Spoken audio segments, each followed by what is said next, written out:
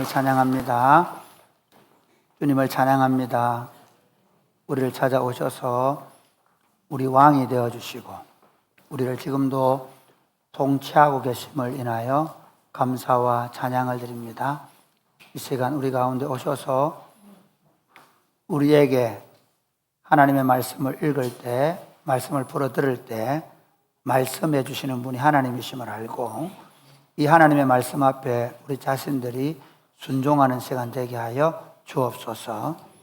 예수님 이름으로 기도드립니다. 아멘. 오늘 우리에게 주신 하나님의 말씀은 마태복음 21장 23절부터 32절까지 말씀입니다. 서로 교독하시겠습니다. 마태복음 21장 23절에서 32절 말씀 서로 교독하십니다. 예수께서 성전에 들어가 가르치실새 대제사장들과 백성의 장로들이 나와 이르되 네가 무슨 권위로 이런 일을 하느냐? 또 누가 이 권위를 주었느냐?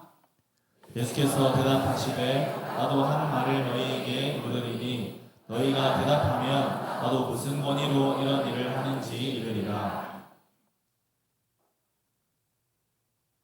요한의 세례가 어디로부터 왔느냐? 하늘로부터냐? 사람으로부터냐? 그들이 서로 의논하여 이르되 만일 하늘로부터라 하면 어찌하여 그를 믿지 아니하였느냐 할 것이요 만일 사람으로부터라 하면 모든 사람이 요한을 선지자로 여기니 백성이 무섭다 하여. 예수께 대답하여 이르되 우리가 알지 못하노라 하니 예수께서 이르시되 나도 무슨 권위로 이런 일을 하는지 너희에게 이르지 아니하리라. 그러나 너희 생각에는 어떠하냐? 어떤 사람에게 두 아들이 있는데 맏아들에게 가서 이르되 얘 오늘 호원에 가서 일하라 하니 대답하여 이르되 아버지 가겠나이다 하더니 가지 아니하고 둘째 아들에게 가서 또 그와 같이 말하니 대답하여 이르되 실소이다 하였다가 그 후에 뉘우치고 갔으니 그 둘 중에 누가 아버지의 뜻대로 하였느냐? 이르되 둘째 아들이니이다. 예수께서 그들에게 이르시되 내가 진실로 너희에게 이르노니 세리들과 장녀들이 너희보다 먼저 하나님의 나라에 들어가리라. 요한이 의의 도로 너희에게 왔거늘 너희는 그를 믿지 아니하였으되 세리와 장녀는 믿었으며 너희는 이것을 보고도 끝내 뉘우쳐 믿지 아니하였구나. 아멘. 네, 여름 낮을 잘 보내고 계십니까? 혹시 요즘 열 받아가지고 열이 펄펄 나서 잠을 못 주무시는 분 없습니까? 요즘 월드컵 결과에 대해 어떻게 생각하십니까? 우리 남자분들 월드컵에 대해서 어떻게 생각하십니까? 월드컵만 생각하면 컵이 열리는 분 없으십니까? 요즘 월드컵 얘기하면 다 무슨 얘기합니까? 월드컵에서 지금 가장 화제가 되는 분은 감독입니다. 손흥민도 아니고 이강인도 아니고 도대체 누가 세운 거야? 사실은 이 감독의 선임 문제부터 굉장히 논란이 됐죠. 그 다음에 그래도 뭐 잘못하면 문제가 없을 텐데 체코할 때는 조용히 있다가 멕시코부터는 서서히 무너지다가 드디어 지금 남아공에서는 폭발해가지고 지금 우리는 가슴을 쫄고 있으면서 우리가 지금 다른 팀이 간절히 져주기를 바라, 우리가 원하는 팀이 간절히 져주기를 바라며 기도를 해야 될 지경에 이르렀다는 겁니다. 제가 여기서 보면 느끼는 게 뭐냐면 이 감독이 지도하는 팀이 제대로 할 수 있겠냐? 국민들이 별로 호응하지 않는 감독, 이미 권위를 줄 때부터 이 권위의 출처에 대한 의문을 가진 감독이 선수들을 장악할 수 있느냐?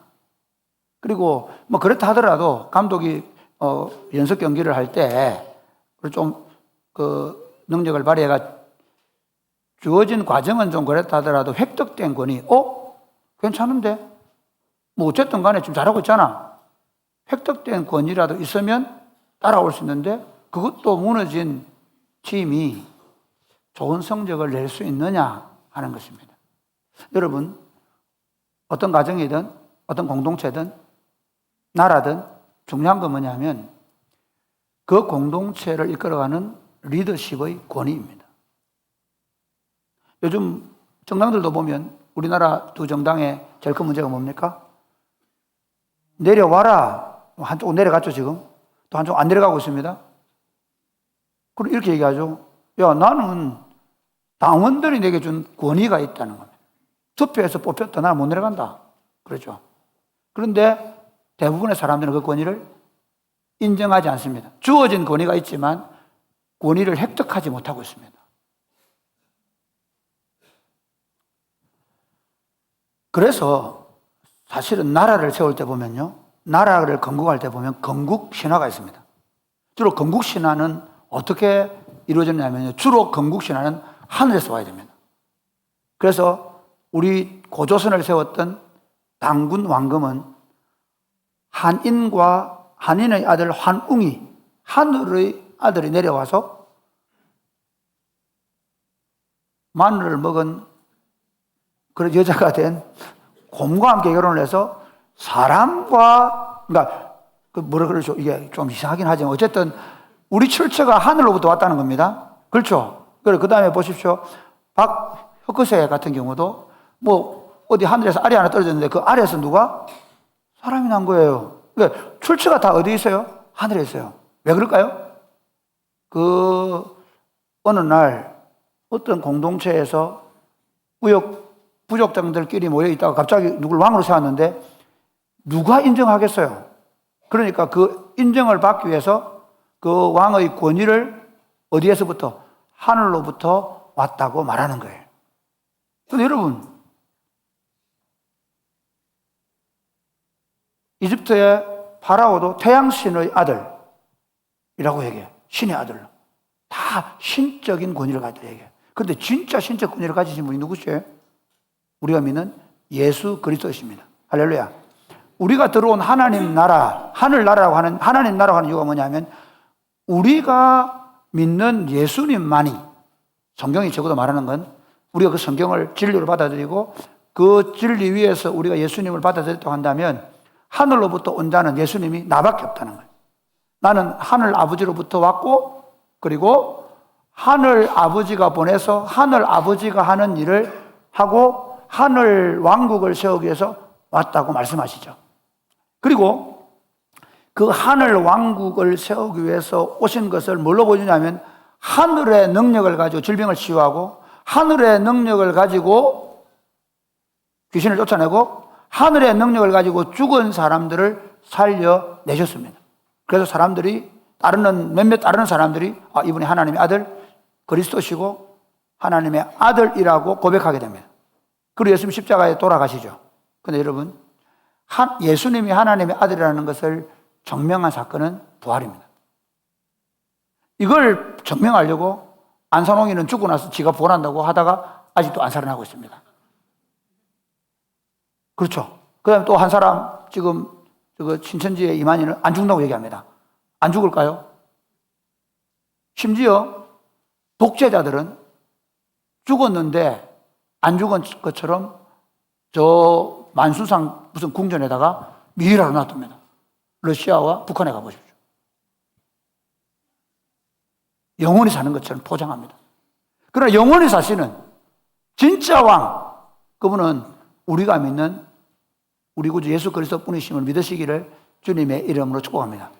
우리는 적어도 예수 그리스도 안에서 그 삼위 하나님만이 유일한 신이고 그분들이 왕이신 왕국에 들어와 있습니다. 그러면 왜 지도자들이 권위를 갖기를 원하냐면 그 권위가 있어야만 그 공동체나 나라가 그 권위에 복종합니다. 예를 들어서 그 권위가 전제군주 시대를 보면요, 얼마나 강력했는가 하면 자기는 나름대로 충성스러운 신하다 하더라도 왕이 저거 걸리는데 저거 죽어야 되겠다 생각하면 사약을 내립니다. 그러면 조선시대 한번 보십시오. 그 왕을 향하여 절을 하고 왕이여 만수무강하옵소서 하고 저는 명령을 따라 죽습니다 하고 죽습니다. 그러니까 왕에게 자기 생명을, 그 왕의 말 한마디에 자기 생명을 내어놓습니다. 너 생명 내놔. 내려놓습니다. 그게 적어도 왕의 권위를 인정하는 전제군주에서 일어나는 일입니다. 그러면 우리가 예수 그리스도를 왕으로 모신다고 하는데, 우리가 예수 그리스도를 우리들의 진정한 왕이고 하나님이고 그분만 유일한 신이라고 하는데, 우리는 그분의 권위를 얼마만큼 어떻게 인정하고 있습니까? 여러분의 어느 부분까지 내어놓고 계십니까? 오늘 그 질문에 대해서 우리가 좀 답을 해봐야 할 때인 것 같습니다. 오늘 본문과 다음 주는 예수님께서 성전에 오셔서 성전을 정결케 한 사건이 나죠. 거기에 대제사장들과 백성의 장로들은 흥분합니다. 왜냐하면 그들은 그 성전에서 자신들의 기득권을 누리고 살았는데, 이제 이 성전을 자기 마음대로 하는 사람이 나타난 거예요. 이 성전에서 자기들이 부를 축적하던 일을 이제 멈추게 하고 있는 거예요. 이걸 너 왜 내 기득권 뺏어가냐 이러면, 이렇게 하면 안 되니까 이 사람을 어떻게 제거할 수 있는가를 생각합니다. 그게 뭐냐면, 당신 그 권위 누가 주었소? 23절 말씀 한번 보실까요? 23절 같이 읽겠습니다. 23절 시작. 예수께서 성전에 들어가 가르치실세 대제사장들과 백성의 장로들이 나와 이르되 내가 무슨 권위로 이런 일을 하느냐? 또 누가 이 권위를 주었느냐? 네. 너 무슨 권위로 이렇게 네가 가지고 있는 이렇게 하는 권위가 어디서 온 거냐? 누가 줬냐? 그렇게 질문합니다. 저는 이 질문의 답을 우리는 다 알고 있다고 생각하고, 예수님 자신이 우리가 인정하는 왕이라고 한다면, 지금 이 사람들이 반발하는 부분을 가지고 예수님을 우리가 왕으로 인정한다면, 우리 적어도 너 무슨 권리로 그렇게 하냐? 예수님이 무슨 권리로 그렇게 하냐라고 얘기할 때, 우리는 지난주에도 그랬고, 그 앞주에도 그랬고, 우리는 그분이 하늘로부터 왕이시기 때문에 그분이 하는 모든 행동, 그분이 하신 모든 일을 정당화시키는 사람들입니다. 그걸 받아들였고, 우리는 그 왕의 통치를 따라 살겠다고 결정했던 사람들입니다. 그래서 오늘 제가 설교 제목을 왕의 권위를 인정하는 신앙이라는 제목으로, 우리가 정말 그분의 권위를 인정한다면, 지금 이 왕의 권위를 인정하지 않는 이 사람들을 반면 교사로 삼아서 어떻게 그분의 권위를 인정하면서 살아갈 것인가에 대해서 생각하려고 합니다. 첫 번째로, 왕의 권위를 인정하는 신앙은, 같이 읽어볼까요? 시작. 내 기득권을 내려놓고 주님의 통치를 받아들이는 것입니다. 내 기득권을 내려놓고 왕의 통치를 받아들이는 겁니다. 여러분, 우리가요, 어떤 사람을 왕으로, 어떤 사람을 지도자로 세웠다고 한다면 그 지도자에게 주어진 예를 들면 영역이 있습니다. 예를 들어서 아까 말한 축구 감독이라고 하면, 그 축구 감독은 그 축구 선수가 그 축구장에서 보여줄 수 있는 능력에 대해서 지도할 수 있는 능력이 있습니다. 그런데 만약에 감독님이 개인적으로 여자친구 사귀는 거, 애들 양육하는 까지는 다 관여할 수 없는 거죠. 그러나 적어도 운동장에서는 절대적인 권위를 갖습니다. 그런데 여러분, 지난번에 보셔서 알겠지만 어떤 선수를 딱 뺐는데 열을 확 받아가지고 나가면서 빡 하고 가잖아요. 좀 더 가면 어떤 선수는 그럽니다. 물 빡 차고 나갑니다. 그거 무슨 말입니까? 당신이 무슨 권위를 인정하지 않는 거죠. 이러면 감독님 하면서. 그러니까 우리가 왕의 권위를 인정한다면 잘 좀 내가 가지고 있는 권리, 내 기득권을 내려놓고 주님의 통치를 내 삶에 받아들이는 거예요. 그분이 왕이라고 한다면. 오늘 본문을 한번 보십시다. 지금 이 사람들이 예수님께 와서 당신이 무슨 권위로 이렇게 합니까? 당신에게 이 권위를 주신 분이 누굽니까? 라고 물은 이유가 뭐냐면요, 이런 거예요. 이 사람들은 진짜 하늘로부터 온 권위를 알고 싶어서 물은 게 아니에요. 교모하게 함정에 빠뜨리는 거죠. 뭐냐면 이 사람 당신 권위가 누구한테 왔습니까? 그러면 사람에게서 왔습니다. 내가 당신들을 보면서 너무 열받아서 그랬습니다.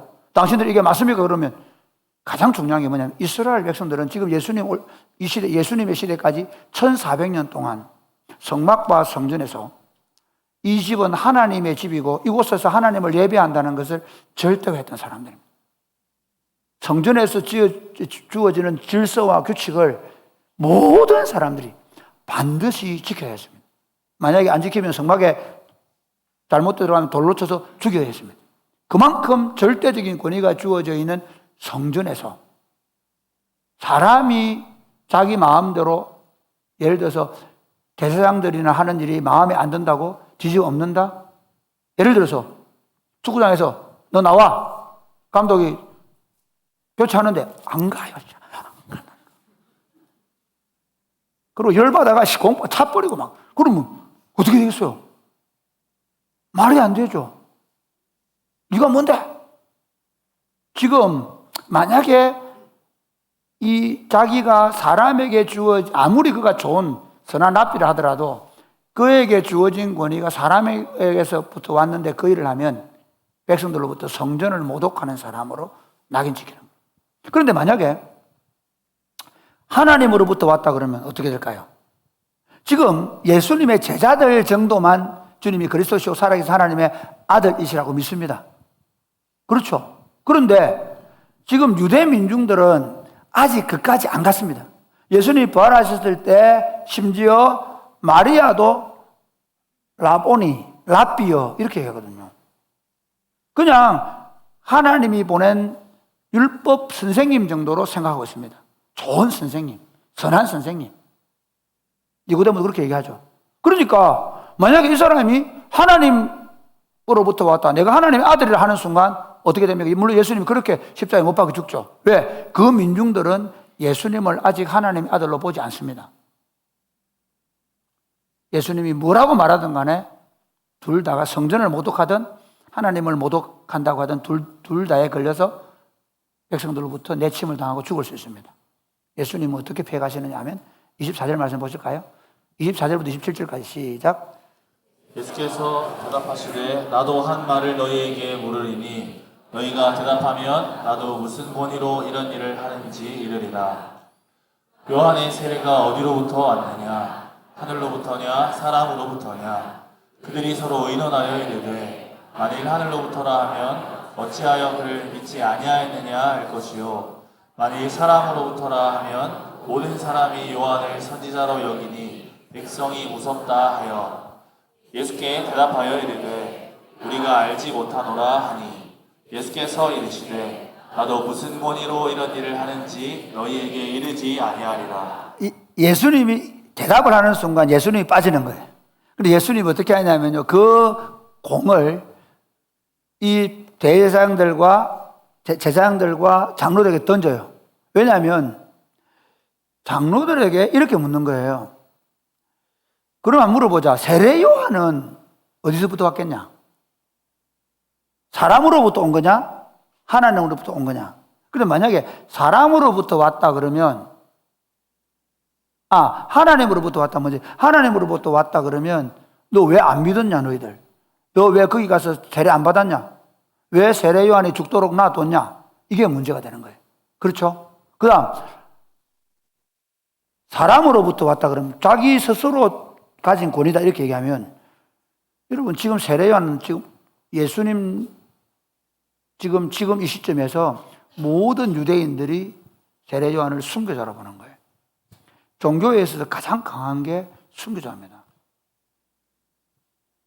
순교자를 자기들은 모든 백성들은 그를 율법을 지키다가 순교당한 사람으로 믿는데 그 스스로 사람이 스스로 자기 스스로 권위를 가졌다 그렇게 얘기하면 어떻게 되느냐? 이것 때문에 오히려 자기들이 돌에 맞아 죽을 수 있는 거예요.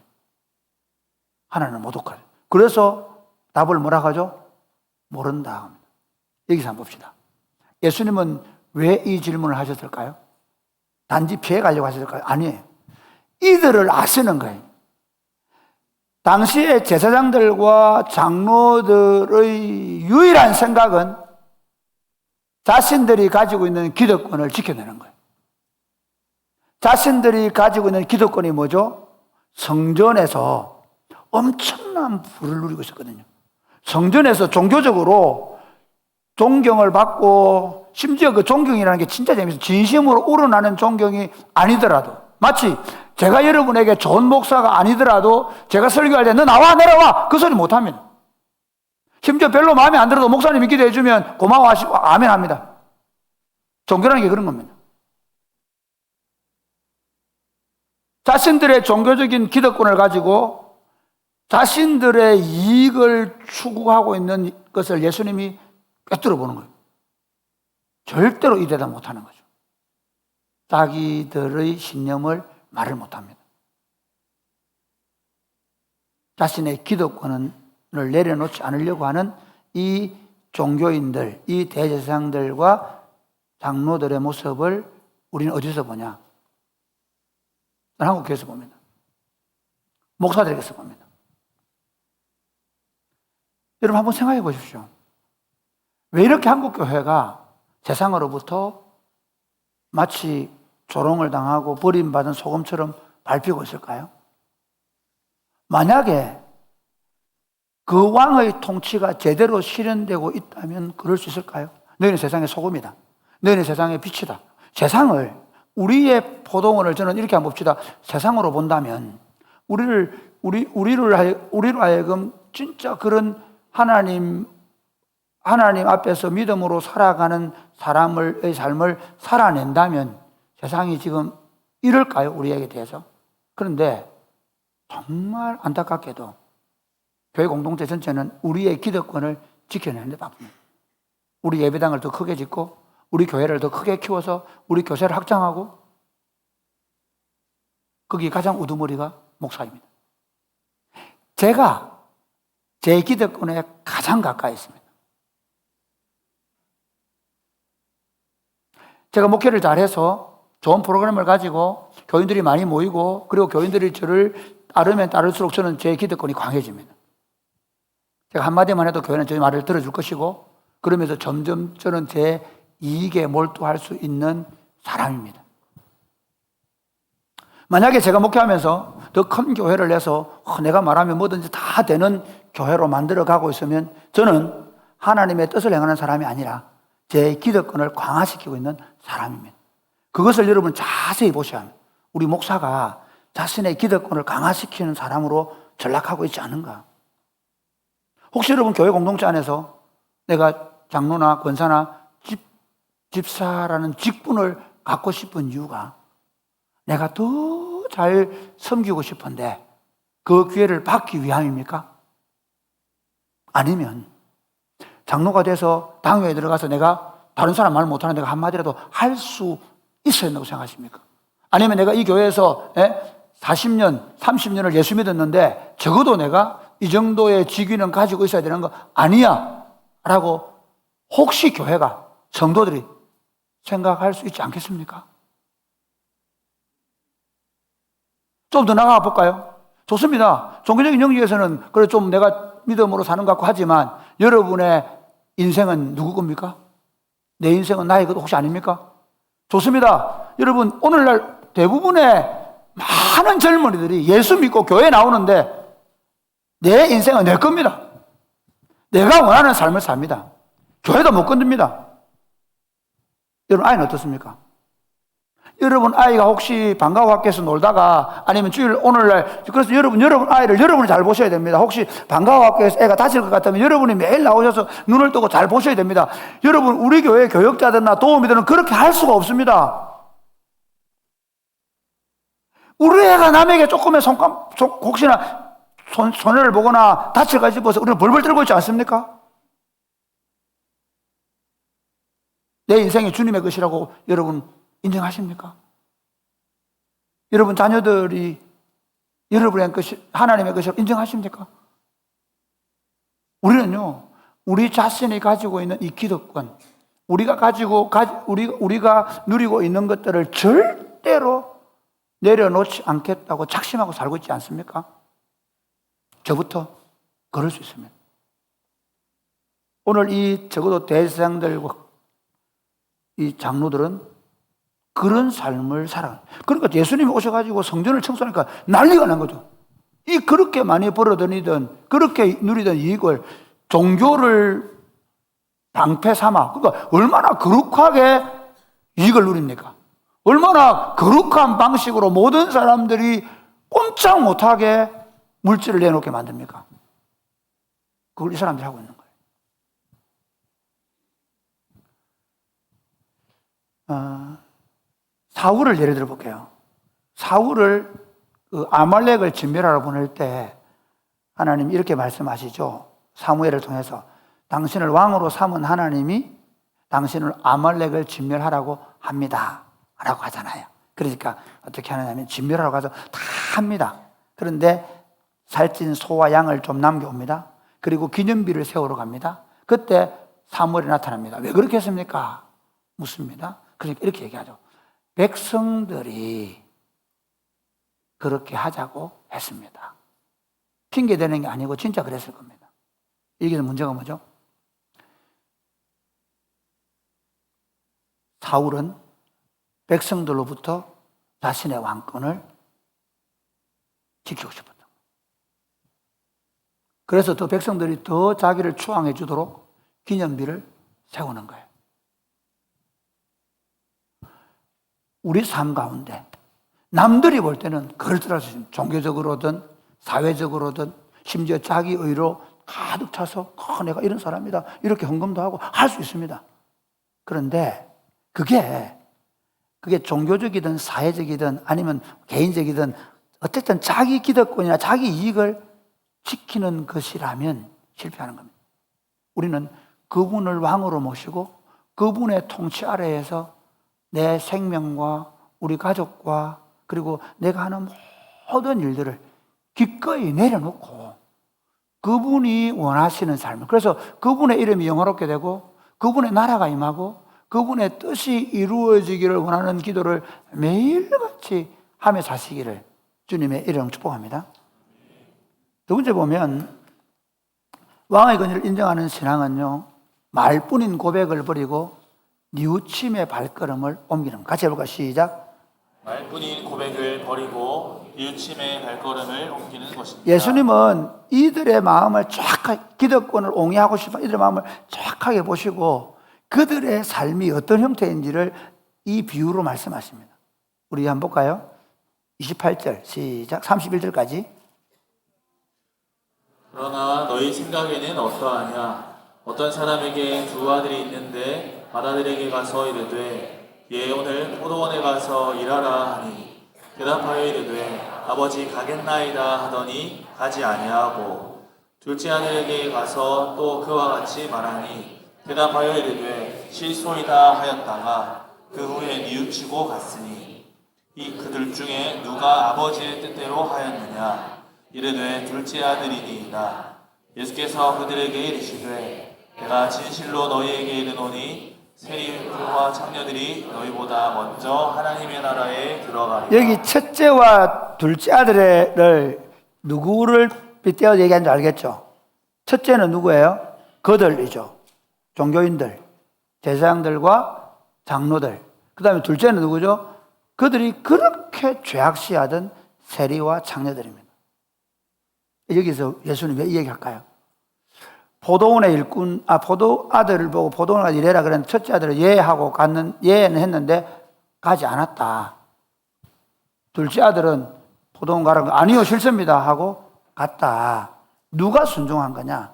그렇게 얘기합니다. 이 포도원을 우리가 하나님의 통치하는 영역으로 본다면 그게 뭐 세상일 수도 있습니다. 우리 삶에 주어진 영역. 이런 우리 창조될 때 하나님은 우리를, 이게 잘 보십시오. 저도 처음 예수를 믿어 그렇게 생각했습니다. 예수 믿고 죽으면 천국 가야지. 나를 위한 신앙이었습니다. 심지어 부흥사들이 와가지고 여러분 아내 치마 잡고 천국 가는 거 아닙니다. 여러분 예수 믿어 천국 가는 거. 우리는 천국 가는 신앙이었잖아요. 내 이익을 위해서. 그리고 예수를 잘 믿고 그래 기도를 하면 부자가 되고 예수를 잘 믿고 내가 어떻게 되는 것에 대한 관심이었습니다. 그런데 잘 보십시오. 하나님이 천지를 하시고 아담과 하와에게 복을 주신 이유가 뭡니까? 그 복으로 세상을 에어컨을 꺼야 된다. 에어컨을 꺼주시죠. 이게 좀 추워서 그래. 예. 창조하셔서 아담과 하와를 에덴 동산에 넣은 이유가 뭐냐면요. 네. 이겁니다. 에덴 동산에서 아담과 하와는 그 하나님의 복을 누리면서 어떻게 됐네요? 누리면서 어떻게 살아갑니까? 세상을 다스리는 겁니다. 세상에 하나님의 통치를 실현시키는 겁니다. 그게 하나님께서 원하시는 거예요. 여러분, 구원도 그런 겁니다. 내가 구원받아가지고 우리가 열심히 예수 믿어가 천국 가고가 아니라 이미 우리를 구원시키셔서 하나님의 나라에 들여놓으시고 그 하나님 나라 백성이 이 땅에 땅을 발디고 살면서 여전히 하나님의 영역으로 들어오지 않은 음부의 권세가 다스리는 곳을 향하여 세상의 빛과 소금이 되어서 그 땅을 하나님의 통치로 바꾸어가는 삶을 사는데, 그 방식이 소위 말하면 성전을 하거나 십자군 전쟁을 보내거나 미사일을 쏘는 게 아니라 하나님의 통치 방식인 사랑과 섬김의 원리로 세상을 하나님의 나라로 만들어가는 일을 우리에게 맡긴 거예요. 그 포도원을 섬기는 일이 그 일인 겁니다. 그러니까 여러분이 예수 믿고, 예수 믿어 그 사람 부자 됐더라, 예수 믿고 나서 그 사람 아이들이 다 공부를 잘하고 성공하더라, 그게 예수 믿는 것과 상관이 없는 겁니다. 그러면 다 서울대 다니는 아이들은, 다 하버드 다니는 아이들은 다 크리스찬만 가야 됩니다.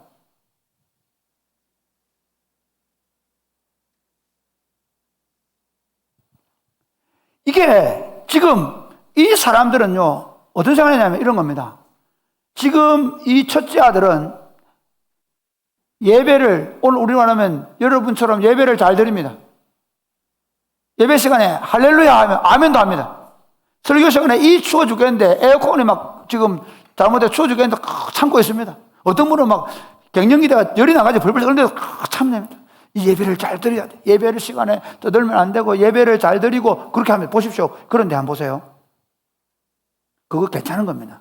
그런데 그러고 여러분 부부는 변화되고 있습니까? 여러분의 가정에 하나님의 통치가 이루어지고 있습니까?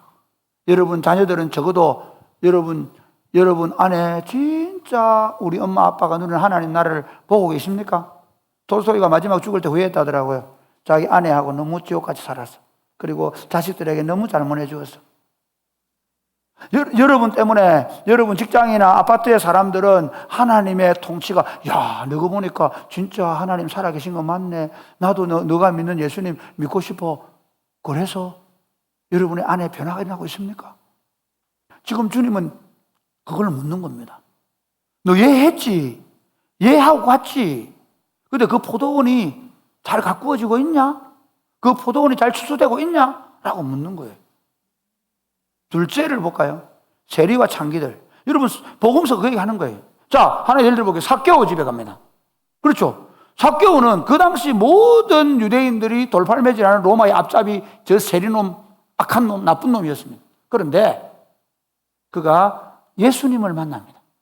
예수님을 왕으로 자기 집에 모셔드립니다. 그 행위 자체가 예수님을 모셔드리고 그리고 왕으로 인정합니다. 그래서 어떻게 합니까? 자기 삶을 돌이키는 겁니다.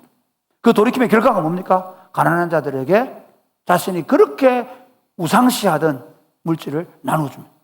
자신이 토색했던 것들을 4분의 1이 아니라 4배로 갚아버립니다. 그래서 그 삭개오로 말미암아 그 땅에 하나님의 통치가 나타나고 있는 겁니다.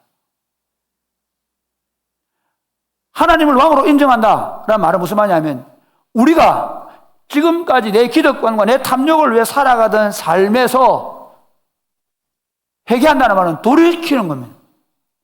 가장 근본적으로는 이제 예수님을 왕으로 모시고 이제부터 내 삶을 이제 하나님을 왕으로 섬기며 살겠다라고 시작합니다. 그러나 사실은 우리 삶의 구석구석에, 우리 생각과 우리 가정에, 우리 부부 사이에, 우리의 경험 속에 철저하게 내 중심성, 내 기득권을 내려놓지 않으려고 하는 게 얼마나 많은지 모릅니다. 청소년들은 청소년대로, 청년들은 청년대로, 20대 아줌마들은 30대 아줌마들은 30대 아줌마대로, 갱년기 여성들은 갱년기 여성대로. 왜? 다 그렇게 사는데 다른 집 가봐.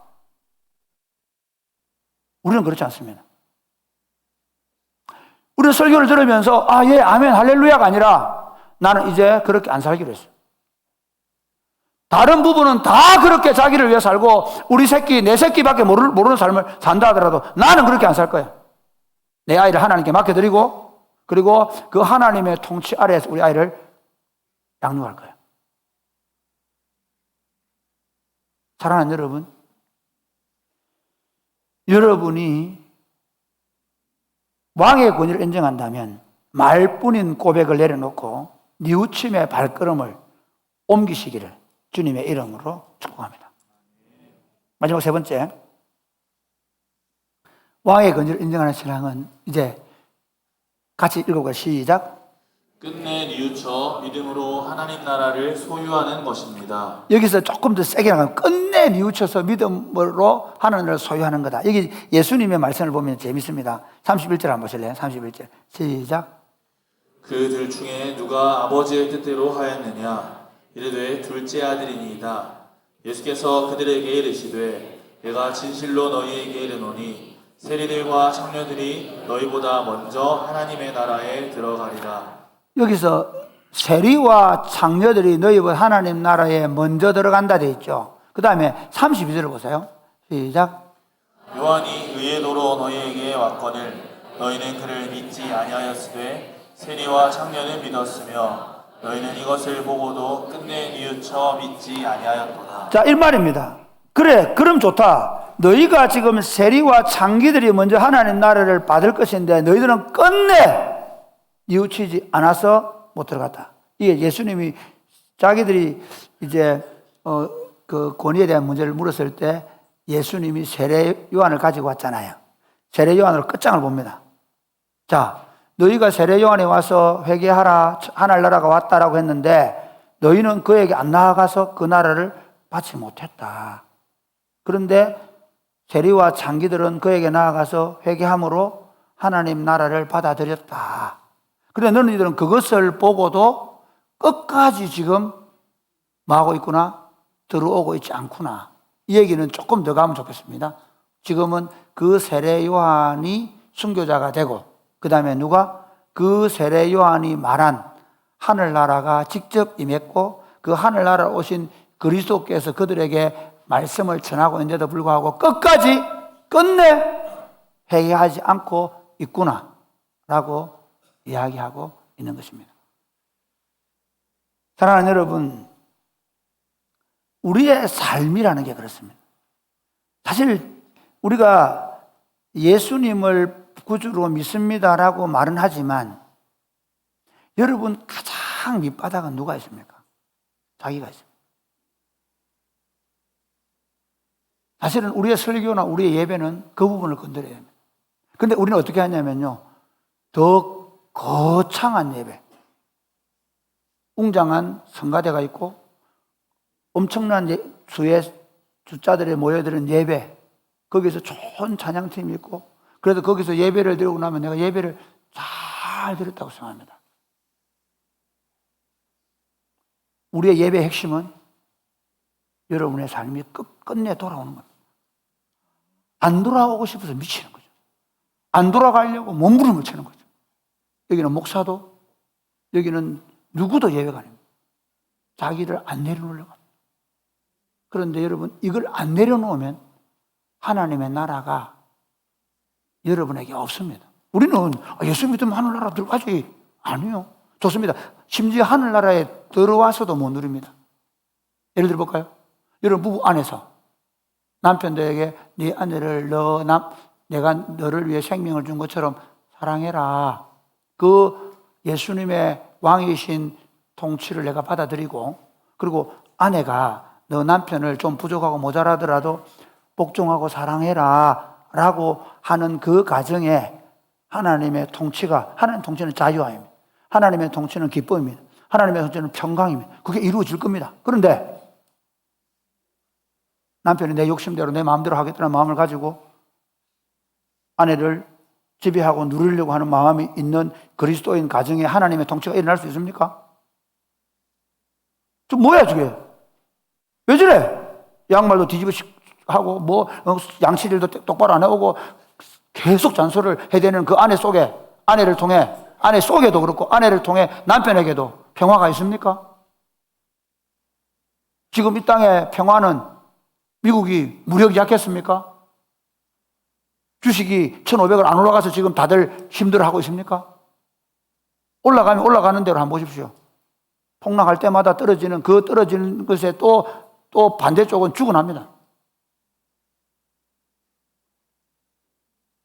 지금 우리가 해야 되는 건 뭐냐면요.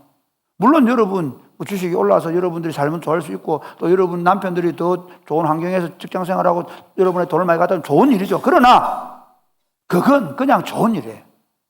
하나님의 통치는 그런 방식으로 이루어지지 않습니다.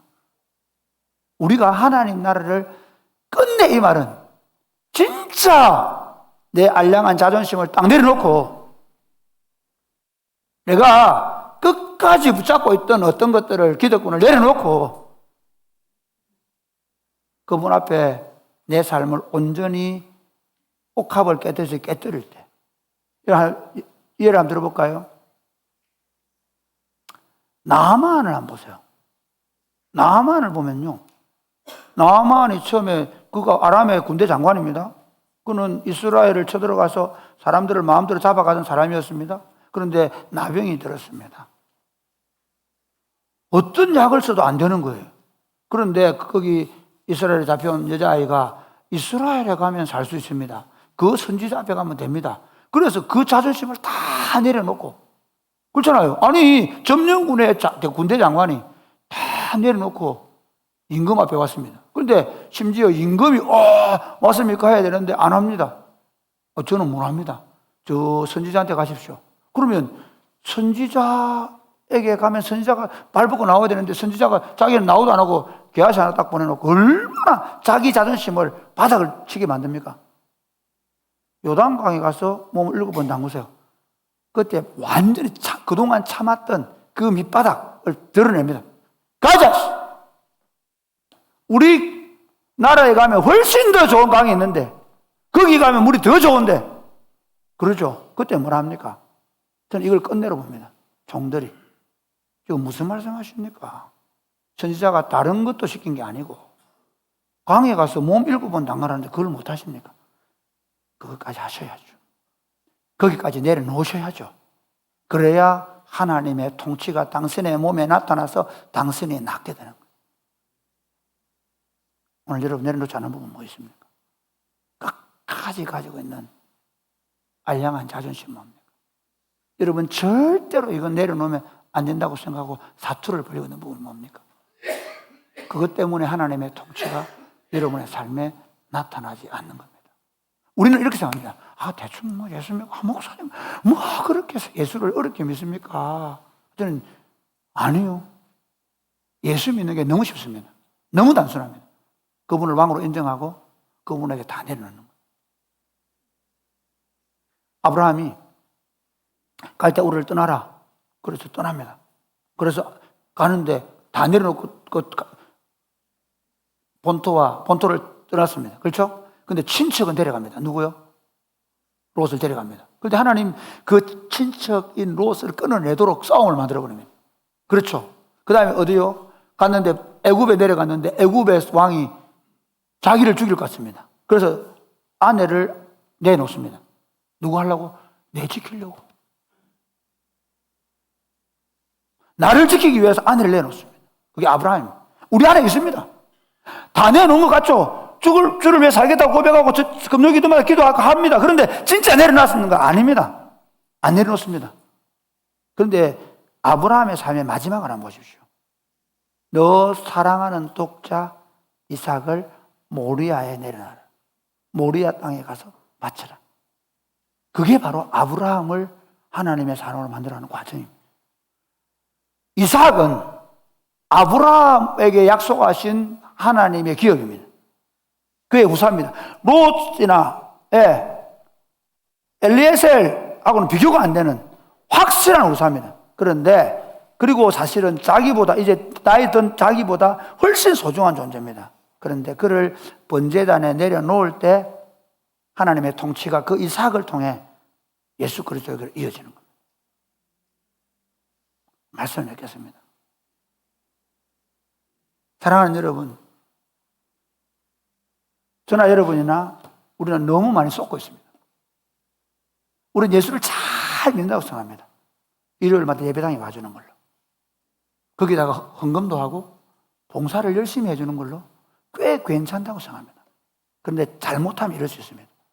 오히려 그게 훨씬 더 우리의 불순종을 정당화할 수 있습니다. 오히려 그게 훨씬 더 우리를 예해놓고 참으로 하나님의 뜻대로 사는 것과 반대로 가게 만들 수 있습니다. 그게 가장 큰 원흉이 목사입니다. 목사는 매주일 이 진리를 설교하니까 마치 자기가 이 설교대로 사는 줄로 착각합니다. 어떻게 보면 가장 설교를 잘 듣고 가장 예배를 잘 듣는 분들이 오히려 가장 그 말씀 앞에서 이렇게 생각합니다. 그래, 말씀은 그렇게 하지만 다 그렇게 사나 뭐. 여러분을 촉구합니다. 끊임없이 돌이키면 좋겠습니다. 끝내 나를 이기고 그분이 여러분을 꺾고 그분이 승리하게 되기를 바랍니다. 그래서 그 내어주는 영역마다 여러분의 자신이든 여러분의 부부관계든 여러분의 자녀들이든 여러분의 직장의 삶이든 그 내어주는 영역마다 하나님의 통치가 실현되는 복된 인생이 되시기를 주 예수님의 이름 축복합니다. 아멘. 죄송합니다. 찬양하기 전에 우리 유아세례 하겠습니다. 오늘 왔나요? 유아세례?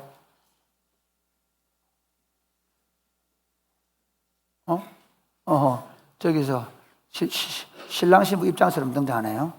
자, 빨리 오세요. 네. 오늘 우리 이영민 간사님은 원래 선교단체 간사입니다. 그래서 우리 교회에 지금은 출석을 잘 안 하고 있고요. 다른 교회에서 이 민지 자매는 같은 선교단체 단체 간사인데 우리 교회 출석하면서 같이 결혼해서 아이를 낳았습니다. 그 아이는 태호입니다. 자, 이쪽으로 보세요. 저를. 제가 먼저 거기 서서 제가 서약 받겠습니다. 예라고 해주세요.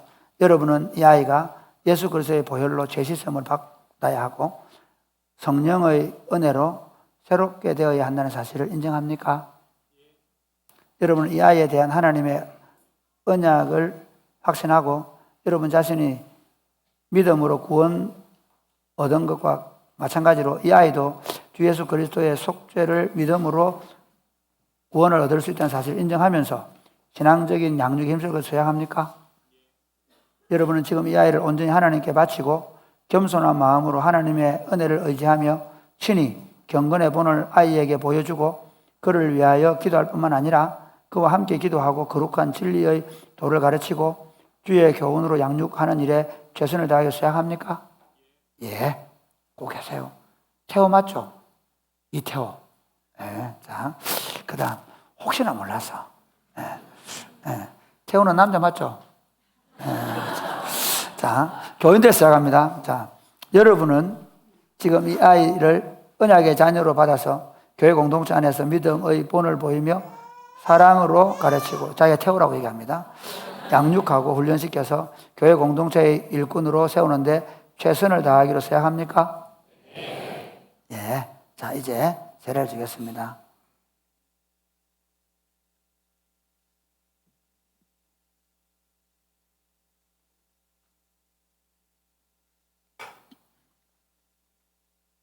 아이고, 애가 웃고 있네요. 네.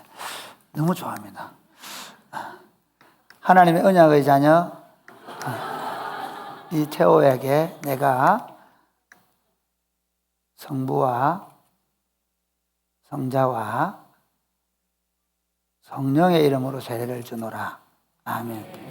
사랑하는 주님, 우리 이영민 간사님, 김민지 자매님 두 분이 하나님의 복음을 위해서 대학에서 많은 사람들에게 예수님을 알리며 살다가 가정을 이루어서 하나님 주신 선물인 태호를 안고 처음 예배하는 공동체에 가서 예배드리고 세례를 받습니다.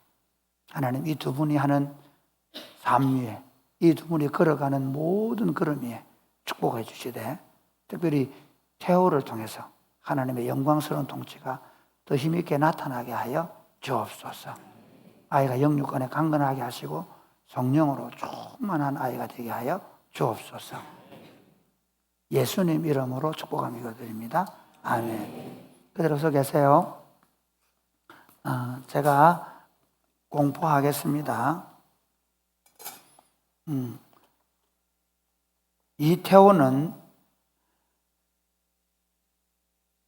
대한예수교 장로의 사랑이 꼽히는 교회 유아세례 교인 된 것을 성부와 성자와 성령의 이름으로 공포하노라.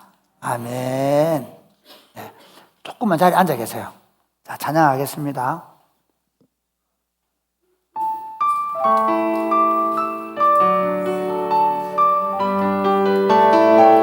오늘은 봉헌은 안 하고 찬양하고 바로 강복선 하겠습니다.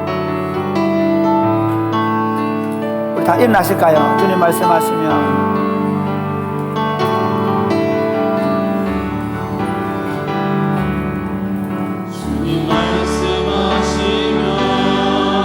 내가 나아가리다. 주님 뜻이 아니면 내가 멈춰서리다. 나의 가고 서는 것 주님 뜻에 있으니 오 주님 나를 인도하소서. 다시 한 번 더 주님 말씀하시며, 주님 말씀하시며 내가 나아가리다. 주님 뜻이 아니면 내가 멈춰서리다.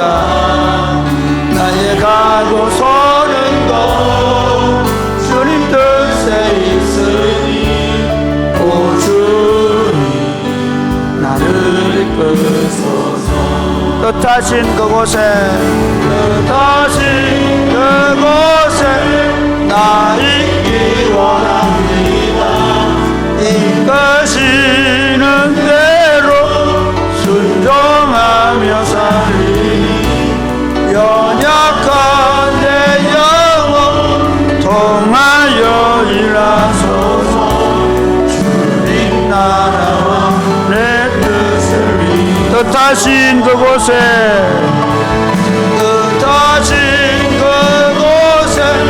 나 있기 원합니다. 이끄시는 대로 순종하며 살리 연약한 내 영혼 통하여 일하소서.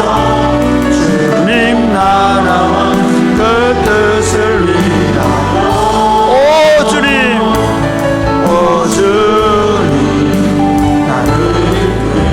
오 주님 나를 이끄소서.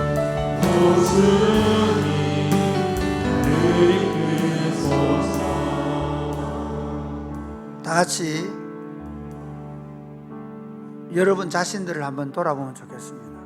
여러분 예수 그리스도를 여러분의 구주와 왕으로 모셔드렸습니까? 그냥 혹시 그냥 예배당에 나오면 되겠지라고 생각하지 않습니까? 그렇지 않습니다. 예수 그리스도를 여러분의 인생의 왕으로, 구주로 모셔드려야 합니다. 예수 그리스도를 왕으로 모셔드렸지만 사실은 우리는 우리 타락한 본성이 우리 안에 여전히 살아있기 때문에 끊임없이 내 자신의 자아와 기득권을 놓지 않으려고 하는 몸부림이 있습니다. 우리의 예배와 우리의 신앙생활은 그 횟수에 있지 않습니다. 얼마나 예배를 열심히 나오고 얼마나 내가 종교생활을 열심히 하느냐 있지 않습니다. 심지어 얼마나 전도를 열심히 하는데 있지 않습니다. 중요한 건 뭐냐 하면 우리의 예배와 우리의 삶이 정말 그분의 주권을 인정하고 우리 삶의 영역에서 그분의 왕 되심을 드러내고 있는가 하는 것입니다. 끝까지 돌이키지 않는 부분은 혹시 가지고 있지 않습니까? 아니 우리는 매번 그걸 맞이하게 될 겁니다. 이건 놓기 싫어, 이건 안 돼, 이건 놓으면 죽는 줄 아는 그 있을 수 있습니다. 그런데 저는 주님은 이렇게 말씀합니다. 결탄코 그걸 놓지 않으면 안 된다는 거예요. 돌이키지 않으면 안 된다고 말씀하세요. 우리의 예배와 우리의 신앙생활이 끊임없이 우리 자아에서 우리의 기득권에서 돌아서서 그분의 다스림을 받아들이는 것이 되게 하여 주시옵소서. 기도하겠습니다. 주여, 주여, 하나님 아버지, 하나님 아버지, 하나님 아버지, 끝까지 내려놓지 않은 분이 있습니다. 아버지, 주님의 발 앞에 우리 자신을 내려놓고 주님께 끊임없이 매일같이 우리 자존심, 우리 이기하심, 우리 탐욕, 그 외에도 우리의 경험 못 내려놓고 주님의 통치를 받아들일 수 있도록 주님 도와 주옵소서. 하나님의 통치가, 하나님 아버지, 하나님께서 우리에게 하늘나라를 선물로 주러 오셨고 우리 구주 예수님이 십자가의 죽으심과 부활을 통해 하나님 나라를 구체적으로 우리에게 주셔서 우리가 성령으로 말미암아 그 나라를 받아 누리게 하심을 감사합니다. 그런데 하나님 왕국에 들어왔음에도 불구하고 우리 자신을 온전히 내려놓지 못함으로 그 하나님의 빛이 들어오지 못하는 어두운 부분은 없는지 돌아보게 하여 주옵소서. 우리 자신을 온전히 주님의 발 앞에 끊임없이 계속해서 내려놓게 하여 주옵소서. 그리고 아직 그리스도를 받아들이지 못한, 아직도 자기 중심적인 삶을 살아가고 있는 사랑하는 형제를 축복해 주시고 그분들이 그리스도를 왕으로 모셔드리고 그분 앞에 자신의 삶을 온전히 돌이키는 일을 시작하게 하여 주옵소서. 사랑하고 감사하는 마음으로 주님 앞에 물질을 드립니다. 이 물질이 주님 나라와 복음을 위해 아름답게 쓰임받게 하시고, 그러나 물질을 드리지 못하거나 지금 여러 가지 질병이나 어려운 가운데 있는 성도를 위해 기도합니다. 하나님 아버지, 우리 기도를 들으시고 그 질병의 문제, 그 경제적인 문제를 주님이 선하게 해결하여 주옵소서. 우리 박지연 자매가 임신을 하고 그리고 수축 반응이 일어나서 병원에 입원해 있는데 하나님, 수축 반응이 멈출 수 있도록 그리고 건강한 아이를 출산할 수 있도록 축복하여 주옵소서. 그 외에도 암과 싸우고 있는 사랑하는 형제와 자매들 축복하시고 그 암을 이길 수 있도록 주님 축복하여 주옵소서. 정서적으로 고통받고 있는 분들, 마음에 우울감과 있는 분들을 주의 생명의 빛으로 붙이시고 치료하시고 회복시켜 주옵소서. 예수님의 이름으로 기도드립니다. 아멘. 주의 복을 받겠습니다. 이제는 우리 구주 예수 그리스도의 은혜와 하나님 아버지의 크신 사랑과 성령님의 교통하심이 사랑하는 주의 백성들과 자녀들 위해 이제로부터 영원토록 함께 있을지어다. 아멘.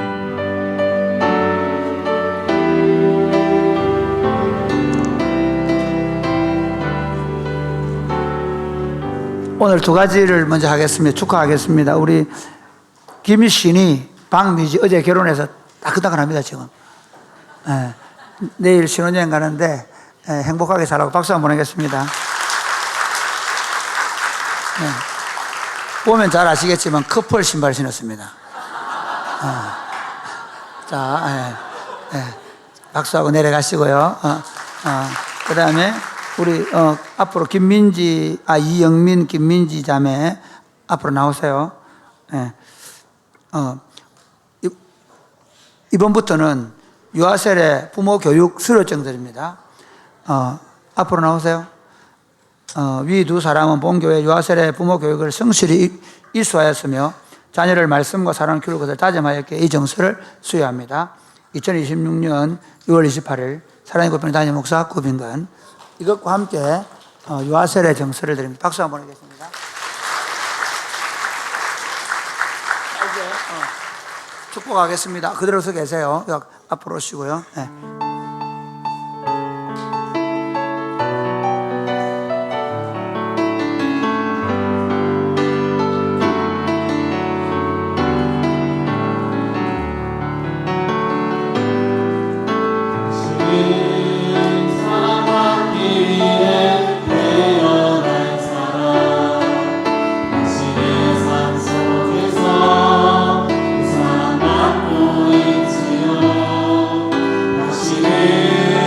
사랑받기 위해 태어난 사람, 당신의 삶 속에서 그 사랑받고 있지요. 태초부터 시작된 하나님의 사랑은 우리의 만남을 통해 열매를 맺고, 당신이 이 세상에 존재함으로 인해 우리에게 얼마나 큰 기쁨이 되는지. 당신은 사랑받기 위해 태어난 사람, 지금도 그 사랑 받고 있지요. 당신은 사랑받기 위해 태어난 사람, 지금도 그 사랑 받고 있지요. 우리 태호와 두 부부에게 박수하겠습니다. 예, 예배 마치시고 목장원들과 같이 사진 촬영하시면 더 좋겠습니다. 예, 주변에 있는 성도들과 함께 인사합시다. 우리 왕은 삼위 하나님이십니다. 삼위 하나님이십니다. 네, 교회 광고를 드립니다. 2026 사나이 꽃피는 교회 사역 컨퍼런스가 7월 3일 금요일부터 5일 주일까지 2박 3일간 있습니다. 금요일은 저희 교회 성도들이 참여하는 시간은 아니고 외부 교회 목사님들과 사역자들에게 저희 교회가 어떻게 사역을 했는지를 전달하는 시간입니다. 금요일 저녁 8시에 말씀 집회가 있고요. 그 금요일 저녁 8시부터 있는 말씀 집회, 토요일 저녁 말씀 집회 두 번이 있으니 성도님들은 기억하시고 시간을 잘 준비해 주시면 좋겠습니다. 토요일은 저희가 작년에 했던 대로 사랑이 꽃피는 교회 사역 축제, 사역 페스티벌로 준비를 했습니다. 토요일 오전 10시부터 오후 5시까지 사랑화원이라고 하는 주제로 저희 교회 전체 사역을 돌아볼 수 있는 부스를 저희가 준비했습니다. 그래서 성도님들께서 오셔서 전체 부스를 참여하시면, 작년에 전체 다 참여하신 분들에게 부채를 드렸었는데 기억하십니까? 예. 올해 저희가 어떤 걸 준비했냐면 사랑화원이므로 화분을 준비했습니다. 화분, 흙, 꽃씨를 드립니다. 그래서 자녀들과 가족들과 여기다가 꽃씨를 심으셔서 꽃이 피고 열매가 맺히면 그거를 교인들과 같이 사진도 찍고 그렇게 공유하는 시간들을 갖도록 하겠습니다. 화분도 요거보다 조금 더 큰 사이즈부터 작고 앙증맞은 사이즈까지 여러 가지 준비했으니 어머니 성도들의 많은 참여를 부탁을 드립니다. 예. 유아세례 우리 이영민, 김민지 부부가 유아세례 부모교육 저희 교회에서 첫 번째로 1호로 받았고, 7월에서 11월 출산 예정인 부부들의 유아세례 부모교육이 있습니다. 오늘 참여하셔도 되니 아직 참여하시지 않은 분들은 꼭 시간을 오후 4시부터 5시 30분까지입니다. 꼭 참석해 주시기 바라고, 지역 전도 날짜가 하루 당겨졌습니다. 7월 5일 주일부터 8일 수요일까지 3박 4일간 진행되니 성도들께서 기억하시고 본인 일터, 베스트들이 있는 그 현장, 그리고 각 그 음료와 복음을 보내시고 싶은 자리, 저희 청년들과 성도들을 보내서 기쁨을 전달하고 싶은 자리들을 장진 강도사에게 신청하여 주시면 지역 전도 기간에 방문하여 잘 전도하도록 하겠습니다. 참여하시기를 원하시는 성도들도 신청하셔서 같이 이 지역 전도 프로그램을 참석하셔도 되겠습니다. 어린이 한마음 유스 캠프가 있습니다. 경북 중부노회 지역교회 연합으로 성경학교를 하는 어린이 한마음 유스 캠프가 7월 24일부터 26일 2박 3일간 있습니다. 신청서를 필경대위에 올려놓았고, 목자들을 통해서 카톡방에 핸드폰으로 그 참여 신청을 할 수 있는 네이버 폼도 전달해 드리도록 하겠습니다. 정교인 국내 전도 여행이 준비되어 있습니다. 8월 2일부터 5일까지 함양에서 총 19개 마을을 저희가 방문하게 되는데, 저희가 기존 방문하던 마을들과 교회들보다 훨씬 숫자가 많아졌습니다. 작년부터 19개 마을 총 6개 교회들과 협력하는데 성도들께서 많이 참여하시고 협력해 주시면 좋겠습니다. 동일하게 신청서는 필경대위에 그리고 카톡방에 네이버 폼을 공유하도록 하겠습니다. 교우 소식 전합니다. 오늘 오병이어는 김강수 집사님, 박현송 집사님 가정에서 아버님 장래에 보여주신 성도들의 사랑에 감사하다고 오병이어 하셨습니다. 우리 감사하고 위로하는 박수 하겠습니다. 오늘 유아 세례식이 있었습니다. 목사님 기도하실 때 언급하셨는데, 입원해 있는 박지연 청년 쌍둥이 임신하고 있는데 이 수축기가 좀 빨리 찾아와서 지금 치료를 받고 있습니다. 기도해 주셔서 산모와 태아들 모두 건강하게 출산하도록 기도를 부탁을 드립니다. 오늘은 교제 찬양하지 않고 함양 전도여행 영상을 보시고 자연스럽게 퇴장하는 걸로 하겠습니다. 영상 후에 유아세례 부부들과 우리 목장 식구들은 같이 사진 촬영하겠습니다. 영상 함께 보겠습니다.